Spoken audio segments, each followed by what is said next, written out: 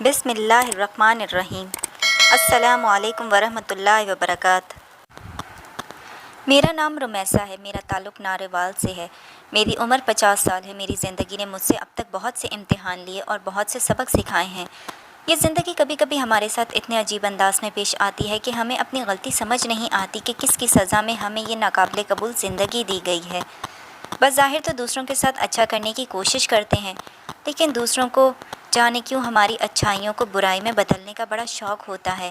وہ ہماری ہر برائی کو برائی کی نظر سے ہی دیکھتے ہیں اور حتی الامکان کوشش کرتے ہیں کہ کسی طرح ہمارا ذہنی اور روحانی سکون برباد ہو جائے۔ ایسے لوگوں کو نہ ہم چھوڑ سکتے ہیں اور نہ ہی ان سے جان چھڑا سکتے ہیں، کیونکہ ہمارا ان سے رشتہ ہی ایسا ہوتا ہے کہ اگر ہم ان سے جان چھڑا لی تو ہم بے اثر ہو جائیں گے اور ان کے ساتھ رہیں گے تو ذہنی مریض بن جائیں گے۔ کبھی کبھی زندگی میں کچھ فیصلے ایسے کرنے پڑ جاتے ہیں کہ جو کہ ہمارا ذہنی سکون تک برباد کر دیتے ہیں اور ہم سوائے رونے کے اور کچھ بھی نہیں کر سکتے۔ کتے کے ساتھ کچھ ایسا ہی ہوتا ہے۔ میں بھی اعتبار کی ٹوٹی ہوئی تھی۔ میں نے جس پر بھی یقین قائم کیا تھا، جس شخص کو اپنا رازداں بنایا تھا، اس نے ہی میری روح کو مار دیا تھا۔ لیکن کہتے ہیں نا کہ انسان خود پر تو پڑی تو برداشت کر لیتا ہے، لیکن جب انسان کی اولاد پر آتی ہے تو انسان کی ساری ہمت جواب دے جاتی ہے۔ بالکل ایسا ہی میرے ساتھ ہوا۔ میری زندگی شروع سے ہی بہت مشکل تھی۔ میرے اب کے جو حالات تھے وہ شروع سے ایسے نہیں تھے۔ اب تو میں اپنا ماضی بھلائے بہت آگے جا چکی تھی۔ اگر وہ حادثہ نہ ہوتا، اس دفعہ گرمیوں کی چھٹیاں آئیں تو بیٹی نے ضد باندھ لی کہ اسے لندن جانا ہے۔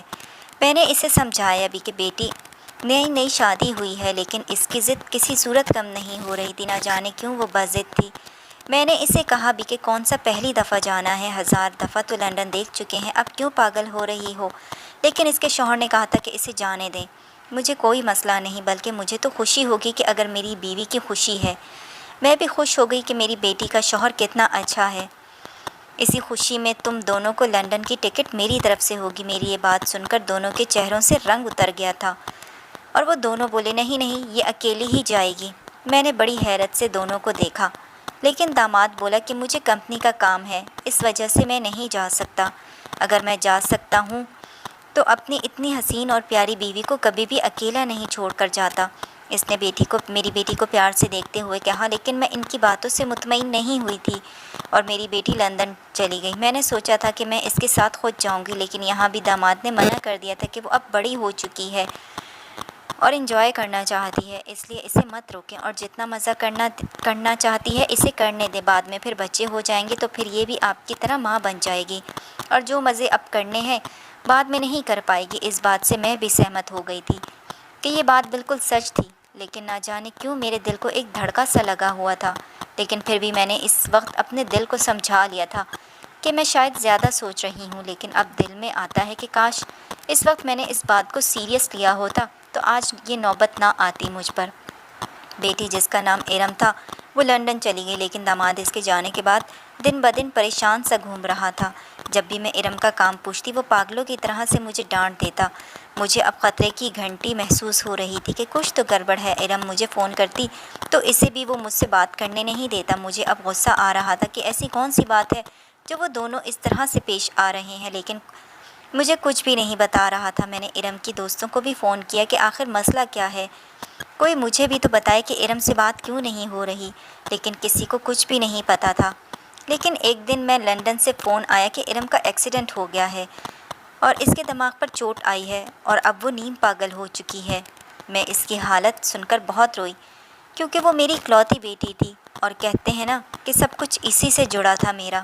میں بیٹی کو پاکستان لے آئی، لیکن جیسے ہی گھر کے اندر داخل ہوئی تو مجھے لگا تھا کہ داماد بیٹی کو دیکھ کر افسردہ ہوگا، لیکن اس نے اس کے برعکس کیا۔ اس نے ارم کو طلاق دے دی تھی۔ میں نے اسے بہت کہا کہ میں ارم کا علاج کروا لوں گی، لیکن وہ نہیں مانا اور پھر ارم کو میں نے گھر میں رکھ لیا۔ میں خود اگر اس کی دیکھ بھال کرنے کی کوشش کرتی تو یہ کام میرے بس کا نہیں تھا۔ اول تو یہ کہ میں اس کی ماں تھی، میں اپنی جوان اور حسین بیٹی کو ایسے نہیں دیکھ سکتی تھی، اس لیے میں نے اس کے لیے ایک میڈ رکھ لی۔ وہ روز میری بیٹی کے کپڑے تبدیل کرتی تو کہتی کہ ایسی زندگی سے اچھا ہے کہ خدا موت دے دے۔ مجھے بڑا غصہ آتا۔ ایک دن میں نے ملازمہ کو ڈانٹا کہ بھائی تمہیں میں اپنی اولاد کی خدمت کے لیے لائی ہوں، نہ کہ اس طرح کی بد دعائیں دینے کے لیے۔ اگر آئندہ سے ایسا کچھ بھی بولا تو میں تمہیں نوکری سے نکال دوں گی۔ میں نے غصے سے کہا तो बोली, बाजी इस बार कमरे की लाइट जलाकर बेटी के कपड़े तब्दील करना, सच समझ आ जाएगा आपको खुद ही। मैंने ऐसा ही किया, लेकिन इसी वक्त बेटी ने दराज से निकालकर मेरे हाथ पर एक डब्बा रख दिया, जिसे देखते ही मेरी जान निकल गई। मुलाजमा सच कह रही थी कि मेरी बेटी तो सच में इस तकलीफ से गुजर रही थी। इस डब्बे में तो मेरा माजी कैद था और बेटी के जिस्म पर जो बर्बरियत थी वो इस बात का सबूत थी कि इसके साथ बहुत बड़ा जुल्म हुआ है। लेकिन इस वक्त मेरा ध्यान सिर्फ अपने माजी पर ही था। मैं घर की एक ठुकराई हुई बच्ची थी, क्योंकि मेरी माँ दूसरी औरत थी। इस वजह से मेरी ज़िंदगी जहन्नुम हो गई थी, जैसे मेरी ज़िंदगी में अच्छे दिन थे ही नहीं थे। अब्बा के जाने के बाद एक एक रुपए की भीख मांगने वाले हालात आ गए थे मुझ पर। अब्बा की वफ़ात हो चुकी थी कब की। इस बारे में अम्मा ने कभी बात करना नहीं चाही, क्योंकि अब्बा ने अम्मा को धोखा जो दिया था, ऐसा धोखा जिसने अब्बा को इनके दिल से उतार दिया था, शायद अम्मा और अब्बा की कभी बन ही नहीं पाई थी। अब्बा ने अम्मा से दूसरी शादी की थी। दूसरी औरत को हमेशा से ही जालिम पे जालिम समझा जाता है। बग़ैर किसी को बताए उन्होंने सबसे बड़ी गलती की थी। उन्हें लगा था कि ये सब कुछ छुपा लेंगे, लेकिन ऐसी बातें छुपाई नहीं छुपती। जल्द ही इनका भांडा फूट जाना था। अम्मा अब्बा को एक बाज़ार में पसंद आई थी और वहीं अब्बा ने भी अम्मा का दिल जीत लिया था और फिर बिना देर किए दोनों ने शादी कर ली। अब्बा ने ये बात अपने घर वालों से छुपा कर रखी थी। अगर वो गांव में बताते तो शायद लोग इनको बहुत बातें सुनाते। अपनी उम्र से आधी लड़की के लिए अय्याशी के लिए शादी कर रहे हैं, इसलिए उन्होंने दोनों बीवियों में बराबरी के हकूक़ बांटने की कोशिश की। इनकी पहली बीवी पढ़ी लिखी नहीं थी, इस वजह से अब्बा से लड़ती रहती थी। हर वक्त अब्बा को बातें सुनाती रहती थी। एक पल का भी सुकून नहीं था मेरे अब्बा को। अम्मा और नाना नानी को यही कहा था कि इनका अच्छे पीछे कोई नहीं है, वो अकेले हैं। अब्बा को भी वो रख रखाव वाले सादा बंदे लगे, इसलिए उन्होंने हाँ कर दी। और ऊपर से बेटी की ख्वाहिश भी यही थी कि इसलिए उन्होंने ज़्यादा सवाल किए बगैर ही सादगी से शादी कर दी। अम्मा अब्बा के साथ आ गई, लेकिन जब मैं 2 साल की हुई तो घर में कोहराम मच गया, क्योंकि अब्बा की पहली बीवी आधम की थी। अब्बा यहाँ से हर माह ज़मीनों के काम का कहकर हफ्ता गुजार कर आते थे, लेकिन इस बार इनका रवैया ही अलग लग रहा था। किसी ने इन तक खबर पहुँचा दी थी। वो आते साथ रोने धोने लग गई थी। अम्मा तो हैरानी से सब समझने की कोशिश में थी कि आखिर कौन सच्चा है और कौन झूठा। वो किसी गांव की गवार थी जो बिल्कुल पढ़ी लिखी नहीं थी, इनके बेटे से भी बड़ी थी। मेरा बड़ा सौतेला भाई 15 साल का था, अम्मा से 10 साल ही छोटा था। वो सब अपनी माँ की तरह के थे। अम्मा कभी भी सौतन बर्दाश्त नहीं कर सकती थी। ज़िंदगी में औरत जितने भी मसाइल झेल के वो सौतन का दुख नहीं बर्दाश्त कर सकती। वो ये बेवफाई नहीं झेल सकती थी। घर में बहुत लड़ाई हुई। पहली दफ़ा शादी के बाद अम्मा ने अब्बा से बदतमीज़ी की थी। अब्बा दोनों को छोड़ना नहीं चाहते थे। इनकी औलादें रुल जाती। मैं इनकी चहीती थी। वो कैसे मुझे ज़माने की दरबदर ठोकरें खाने को छोड़ सकते थे, लेकिन अम्मा मज़ीद सब कुछ बर्दाश्त नहीं कर सकती थी। वो मुझे छोड़कर चली गईं। अब बस मैं अपने भाइयों और जायदाद के दरमियान कांटा थी। और जैसे ही अब्बा की आंखें बंद हुई, मुझसे मेरा घर छीन लिया गया। लेकिन घर छोड़ने से पहले मुझे भाई का एक राज मालूम हो गया था कि वो गांव के लोगों को सफ़ेद पाउडर बेचता है। मैं अब्बा को यही बताना चाहती थी, लेकिन अब्बा की मौत हो चुकी थी, इसलिए मैंने ये बात निकलते निकलते भाभी को बता दी और घर से निकल गई। जब मैं घर से निकली तो मेरी हालत ऐसी थी कि मानो काटो तो बदन में लहू नहीं। इस वक्त कोई भी मुझे अच्छा नहीं लग रहा था। मैं आज यतीम हो गई थी। बचपन के हालात, वाक़यात और मोहब्बतें सब आंखों के सामने से गुज़र रही थीं, और वो वक्त याद आ रहा था जब मैं फूलों की तरह से पाली गई थी। अम्मा के साथ अब्बा का जो भी रहा, लेकिन अब्बा ने कभी किसी को मुझसे सख्त आवाज़ में बात नहीं करने दी थी। मेरी एक आवाज़ पर मेरी ख्वाहिश पूरी कर दी जाती थी। अम्मा का मूड जो अक्सर ख़राब रहता था, अब्बा मेरी वजह से वो भी भूल जाते। अगर कोई भाई मुझे तंग करता या डांट देता तो अब्बा इसकी दुर्गत बना देते थे। मुझे याद है कि मैं जब छोटी थी तो बचपन में बड़े भैया जब बाहर जाने लगे थे तो मैंने इनके साथ जाने की ज़िद पकड़ ली थी। वो तो कभी भी नहीं लेकर जाते थे, लेकिन मैंने रोना मचाना शुरू कर दिया था तो इन्हें मुझे मजबूरन लेके जाना पड़ा, क्योंकि अगर अब्बा सुन लेते तो इनके साथ अच्छा नहीं होता। मैं भी खुश हो गई, लेकिन भाई के दोस्त ज़रा अय्याश और बिगड़े हुए थे। उन्होंने मुझे देखकर इनका मजाक उड़ाना शुरू कर दिया था कि देखो अब ये इस बच्ची का नौकर बनेगा, जिधर जाएगा साथ लेके जाना पड़ेगा। میں ان کے عجیب و غریب کہہ کے دیکھ کر ڈر گئی تھی اور بھائی کے پیچھے چھپ گئی تھی، لیکن دوستوں کی باتوں سے تنگ آیا بھائی اس وقت مجھے نفرت کی نگاہ سے دیکھ رہا تھا، جس کا بس نہیں چل رہا تھا کہ وہ مجھے مار کر پھینک دے یا کسی بھی طرح سے اپنی نظروں سے دور کر دے، اور اس وقت انہوں نے ایسا ہی کیا۔ وہ مجھے وہیں دھکا دے کر چل دیے تھے۔ یہ جگہ ہمارے گھر کے قریب تھی، لیکن میں اس وقت چھوٹی تھی، اس لیے گھر کا راستہ نہیں مجھے یاد تھا۔ میں وہیں بیٹھی رونے لگ گئی، لیکن کچھ دیر کے بعد جب تھوڑا تھوڑا اندھیرا ہونے لگا تو ڈر کر میں چلنے لگی۔ دوسری طرف بھیا کو بھی کچھ دیر کے بعد احساس ہو چکا تھا وہ مجھے چھوڑ آئے ہیں، تو وہ مجھے تلاش کرنے کے لیے نکل گئے، لیکن میں اس وقت کافی دور جا چکی تھی اور بھیا کو اس وقت ایسا ڈر لگا کہ وہ روتے ہوئے گھر کو آ گئے۔ ابا اس وقت گھر آ چکے تھے اور انہیں پتہ تھا کہ بھیا مجھے ساتھ لے کر گئے ہیں، اس وجہ سے وہ میرا انتظار کر رہے تھے، لیکن جب بھیا اکیلے گھر واپس گئے تو ابا کو بھی کسی انہونی کا احساس ہوا کہ کچھ غلط ہو رہا ہے۔ بھائی نے انہیں کہا کہ میں خود ہی کھیلتے کھیلتے کہیں چلی گئی ہوں۔ ابا کو یہ سب سن کر بہت طیش آئی کہ تم اگر بچی کو ساتھ لے کر گئے تھے تو وہ تمہاری ذمہ داری تھی۔ اس کے بعد ابا مجھے گاؤں میں ڈھونڈنے نکلے اور کوئی بھی جگہ نہ چھوڑی، انہوں نے کتنی ہی دیر پاگلوں کی طرح سڑک پر گھومتے رہے۔ حالات تو اس وقت بھی خراب ہی تھے، اس لیے ابا شدید پریشان تھے، بلکہ پریشان نہیں، ابا کی حالت بہت زیادہ خراب ہو گئی تھی۔ ان کا ذہن ایک وقت میں کئی کہانیاں بنا رہا تھا کہ ان کی بیٹی کہاں گئی ہوگی، اور جب انہیں میں ملی تو مجھے آج بھی یاد ہے کہ ابا وہیں سڑک پر بیٹھ کر پاگلوں کی طرح رو رہے تھے اور سجدہ کرنے لگے تھے۔ ابا کو ایسے روتے دیکھ کر ارد گرد والے بھی حیران رہ گئے تھے۔ اس دن مجھے ڈر کی وجہ سے بخار ہو گیا تھا، تو ابا 3 دن مسلسل میرے سرہانے بیٹھے رہے۔ انہیں کوئی پرواہ نہیں تھی کہ کون کیا کہہ رہا ہے، ان کا کون سا کام رکا ہوا تھا، انہیں پرواہ نہیں تھی۔ انہیں بس پرواہ تھی تو اپنی بیٹی کی پرواہ تھی۔ ابا کئی راتوں سے اسی ڈر کی وجہ سے سو نہیں سکے تھے کہ اگر مجھے کچھ ہو جاتا تو یا پھر اگر میرے ساتھ کچھ غلط کر دیتے تو وہ کیا کرتے، لیکن اب جب ان کی بیٹی لوگوں کی در پر تھی تو تب نہ جانے ان کی روح کس قدر درد میں ہوگی کہ سوچ کر میں تو رو رہی تھی۔ اس دن بھی نہ جانے میرے ساتھ کیا ہوتا، لیکن دوست نے مجھے پناہ دے دی۔ دوست نے مجھے پناہ تو دے دی، لیکن میں سوچتی ہوں نا کہ دوست سے زیادہ میرے رب کا مجھے احسان مند ہونا چاہیے، کیونکہ اس دن مجھے تو دوست کے گھر جانا ہی نہیں تھا۔ میرا دماغ بالکل معاف ہو چکا تھا اور میں سڑک پر پاگلوں کی طرح پھر رہی تھی کہ اچانک ایک گاڑی نے قریب آ کر بریک لگائی تو مجھے ہوش آیا کہ میں سڑک پر جیسے اندھوں کی طرح چل رہی ہوں۔ کوئی بھی دیکھتا تو یہی سوچتا کہ اس لڑکی کا خودکشی کا ارادہ ہے، اس وجہ سے رستے میں آ رہی ہے۔ اور اس دن جب میری خوش قسمتی تھی تو وہ تو میری دوست تھی، وہ جلدی سے اتری اور مجھے پہچان گئی کہ تم یہاں پر کیا کر رہی ہو۔ میں بھی کسی مہربان کندھے کو تلاش کر رہی تھی جو میرا سہارا بنتا۔ میں اس کے گلے سے لگ کر رونے لگی اور اسے بتایا کہ میرے ساتھ کیا کیا گزرا ہے اور مجھے میرے ان گناہوں کی سزا دی گئی ہے جو کہ تو میں نے کیے ہی نہیں۔ میرے حالات کا سن کر وہ مجھے اپنے گھر لے گئی۔ مجھے اس پر اور شدت سے رونا آیا کہ میرے اپنوں نے میرے سر سے سہارا چھین لیا تو ایک غیر لڑکی میرے قریب آئی۔ یہ کام تو اپنوں کے کرنے والے ہوتے ہیں، لیکن ایک غیر لڑکی کر رہی ہے۔ میں جس کا فرض تھی وہ مجھے دھتکار چکے تھے اور اپنایا بھی تو مجھے کس نے، جو کہ میری اپنی دوست تھی۔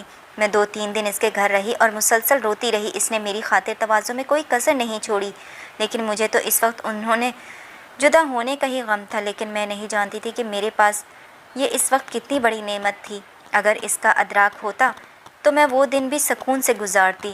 اس دن میری دوست کی اماں گھر آ گئی تھیں اور انہوں نے جب مجھے دیکھا تو تیوری چڑھائی اور دوست کو سخت کڑوی سنانے لگیں کہ بھلا میں نے گھر میں کوئی یتیم خانہ کھول رکھا ہے کہ جب تمہارا دل کیا تم کسی کو بھی اٹھا کر لے آؤ گی۔ بھلا مہنگائی دیکھی ہے، ادھر لوگ اپنوں کا پورا نہیں کر پاتے، تم غیر لڑکی کو لے آئی ہو۔ پتہ بھی ہے کہ گھر میں تمہارے بھائی ہیں، کزن بھی آتے رہتے ہیں، اگر اس کے ساتھ کوئی اونچ نیچ ہو گئی تو کون ذمہ دار ہوگا اس کا؟ اوپر سے ہمیں یہ بھی نہیں پتہ کہ لڑکی کیسی ہے، اس لیے جلدی سے اسے چلتا کرو یہاں سے۔ میں نے یہ باتیں چھپ کر سن لی تھیں اور جب دوست کمرے میں آئی تو وہ پریشان تھی کہ کیسے مجھے اپنی امی کی باتیں بتائے، اس لیے اس سے پہلے کہ وہ مجھے کچھ کہتی میں نے اسے کہا کہ میں اپنی امی کی سائڈ کے کچھ رشتہ داروں سے بات ہو گئی ہے جو دوسرے شہر میں رہتے ہیں، انہوں نے مجھے وہاں بلا لیا ہے، اس لیے اب مجھے وہاں جانا ہوگا، میں چلتی ہوں۔ میں نے اسے یہ بات بڑے مضبوط لہجے میں کہی تھی، لیکن کہیں نہ کہیں وہ بھی اس بات کی صداقت جانتی تھی، لیکن وہ مجھے روک بھی نہیں سکتی تھی، نہ یہ پوچھ سکتی تھی کہ یہ کون سے رشتہ دار ہیں، کیونکہ اس طرح ہم دونوں کا ہی بھرم ٹوٹ جاتا، اور ایسا ہم دونوں ہی نہیں چاہتے تھے۔ اس لیے اس نے مجھے کہا کہ 5 منٹ رکو، میں آتی ہوں۔ میں 5 منٹ رک گئی تو وہ ایک بیگ لے کر میرے پاس آئی۔ میں جب گھر سے نکلی تھی تو میرے پاس ایک ہینڈ بیگ ہی تھا، جس میں ایک سوٹ، ڈگریاں اور موبائل تھا، جو بس میں رکھ سکتی تھی۔ اس نے مجھے تھوڑا سا بڑا بیگ دیا تھا، اس میں 4-5 سوٹ، 3 وقت کا کھانا اور کچھ پیسے بھی رکھ دیے تھے۔ وہ اچھی خاصی رقم تھی، شاید 30,000 تک تھی۔ میں نے اسے بہت روکا، لیکن وہ بولی کہ جب رشتہ داروں کے پاس پہنچ جاؤ تو واپس کر دینا۔ میں بھی چپ کر گئی، اسے کیسے منع کر سکتی تھی، اور گھر سے نکل گئی اور بس اڈے پر پہنچ گئی، اور بنا کچھ پوچھے کہ کون سی بس ہے اس میں بیٹھ گئی، اور کرایہ بھی میں نے انہی پیسوں میں سے دیا جو مجھے میری دوست نے دیے تھے۔ پتہ نہیں کہاں کی بس تھی، لیکن وہ بس چلتی جا رہی تھی۔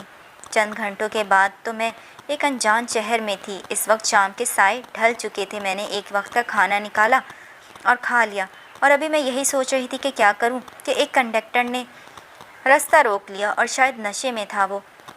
اس کی آنکھوں سے ہوس نظر آ رہی تھی اور مجھے بازو سے پکڑ لیا۔ میرے چہرے کا ڈر اسے بتا رہا تھا کہ میں اکیلی لڑکی ہوں، اس لیے اسے مزید شہ مل گئی۔ لیکن اس دن میں نے اپنی حفاظت کی قسم کھائی تھی، میں خود کے ساتھ کچھ بھی نہیں ہونے دوں گی۔ اس لیے میں اسے دھکا مارتی ہوئی آگے بھاگ گئی اور پھر سے بسوں کے قریب آ گئی جو جانے کو تیار تھیں۔ ایک نامعلوم بس میں جا کر بیٹھ گئی۔ میں خود پر حیران تھی کہ میں کیسے بس سے بدل رہی ہوں۔ اگلے دن صبح بس پھر سے رکی تو میں شہر میں پھرنے لگی، لیکن اپنے لیے کچھ رزق تلاش کر سکوں۔ میرے پاس دوست کے دیے ہوئے پیسے تھے جنہیں میں سنبھال کر لگاتی تھی۔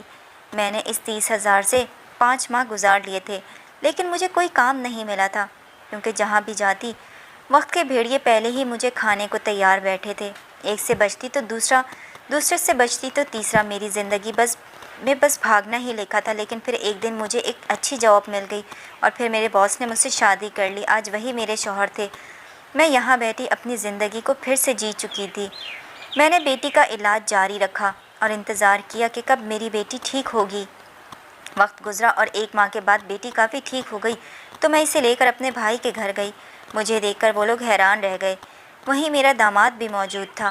میں نے ان کے سامنے سب ثبوت رکھے اور کہا کہ آج آپ صرف سچ بولیں گے کہ آپ نے میری بیٹی کے ساتھ ایسا کیوں کیا ہے۔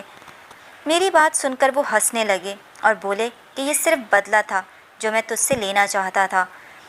میں نے پوچھا کہ آخر میں نے آپ کے ساتھ کیا کیا تھا جو آپ کو مجھ سے بدلہ لینا تھا۔ تب انہوں نے بتانا شروع کر دیا کہ انہیں اسکول کا ایک لڑکا کسی دکان پر ملا جو سفید پاؤڈر یعنی چرس پیتا تھا۔ اس نے بھائی کو بھی اس کام پر لگا دیا، اور وہ گاؤں میں اپنے ارد گرد والوں کو بھی نشہ بیچتے اور خود بھی کرتے، لیکن یہ بات بھابھی نہیں جانتی تھی۔ مگر اس رات جب میں گھر سے بھاگنے لگی تو میں نے وہ راز بھابھی کو بتا دیا کہ بھائی اس گھنونے کام میں ملوث ہیں۔ بھابھی کو دھچکا لگا اور انہوں نے بھائی سے بات کی، لیکن بھائی اس وقت دولت کے سرور میں تھے، اور انہوں نے اپنی اکلوتی محبت کو اس رات مارا اور اس جرم کا انکشاف کیا۔ چونکہ بھابھی کے والد بھی یہی سب کر رہے تھے اور انہوں نے بھابھی کی بہن کو بھی اسی نشے کی وجہ سے بیچا تھا، اس لیے بھابھی نے بھی اپنی بیٹی لی اور گھر سے بھاگ گئی کہ ان کے ساتھ بھی ایسا نہ ہو جائے۔ لیکن وہ رات تو قیامت کی رات تھی۔ جب میں لوگوں کی نظریں سہ رہی تھی تبھی گاؤں کے کونے پر کچھ نشئی نے بھابھی اور ان کی بیٹی کو پکڑ لیا اور ان کی عزت خراب کرنے کے بعد مار دیا۔ اگلی صبح دونوں کی لاشیں سب کو مل گئیں۔ بھائی اس دن بہت روئے اور انہوں نے فیصلہ کیا کہ وہ میرے ساتھ بھی یہی کریں گے جو ان کی اولاد کے ساتھ ہوا ہے، کیونکہ یہ سب کچھ میری وجہ سے ہوا تھا۔ اور اس لیے بھائی نے اپنے بیٹے عمر کو میری بیٹی ارم کے پیچھے لگا دیا کہ وہ اس پر نظر رکھے اور اسے کسی نہ کسی طرح سے شادی کے لیے منا لے، اور حسب توقع ارم مان بھی گئی۔ اس نے یہی ظاہر کیا کہ وہ اکیلا ہے اور اس کے ساتھ کوئی بھی نہیں ہے، اور میں نے بھی اسے گھر داماد بنا لیا۔ وہ روز میری بیٹی کو بربریت کا نشانہ بناتا اور وہ کسی کو بھی نہیں بتا پاتی۔ اس نے ارم کو لندن ڈرگس بیچنے کے لیے بھیجا تھا، جس کام سے مجھے نفرت تھی۔ بھائی میری بیٹی سے وہی کروانا چاہتا تھا، اور جب وہ لندن گئی تو اس نے وہ کام کر لیا تو بھائی کا مقصد پورا ہو چکا تھا۔ تب انہوں نے میری بیٹی کے ساتھ ویسا ہی کیا، اسے نشیوں کے درمیان چھوڑ دیا، اور ارم اس رات ادھمری حالت میں تھی۔ جیسے ایکسیڈنٹ کا نام دے دیا گیا تھا اور پلین کے مطابق میرے سامنے اسے طلاق دے دی تھی تاکہ میں بھی اس درد سے گزر سکوں جس درد سے وہ گزرے تھے۔ انہوں نے میرے سامنے اقبال جرم کیا جو میرے ساتھ آئی پولیس نے بھی سن لیا، جو چھپی ہوئی تھی بھائی، اور اس کے بیٹے کو پکڑ لیا گیا۔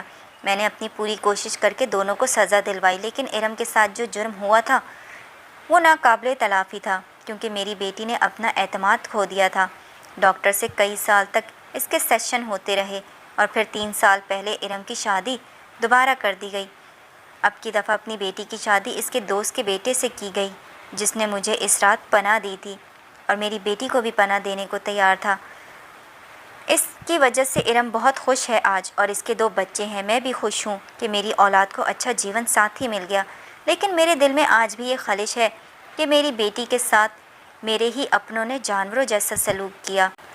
خدا سب کو ایسے اپنوں سے بچائے۔ امید کرتی ہوں کہ آپ کو میری کہانی پسند آئی ہوگی۔ چینل پر نئے ہیں تو چینل کو لازمی سبسکرائب کیجیے گا۔